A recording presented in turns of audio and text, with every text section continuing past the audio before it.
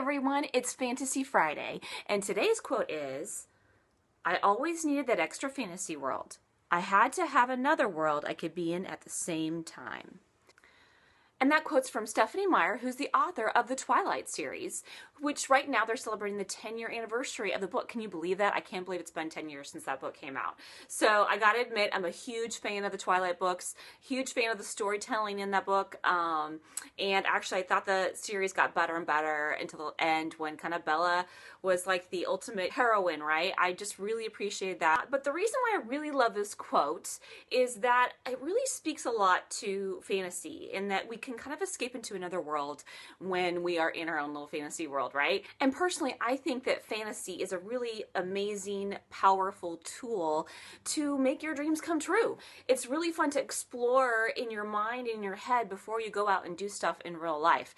And if nothing else, you can get some of the same sensations in a fantasy world that you might get in the real world. For Stephenie, she created this world mainly because she wanted to be in it, right? She wanted to be in this storyland, fantasy world that she created. There was aspects of that story. She might not have wanted to date a vampire, but there were things about that story that she really loved that really spoke to her. And obviously it spoke to millions of other people. And so as an artist, you want to be able to create something that you loved. Remember the things that speak to you, because it really doesn't matter, honestly, if thousands of people really accept it and love it. What really matters is it's speaking to you and yourself, and you're going to get utility out of it as long as you're loving what you're creating.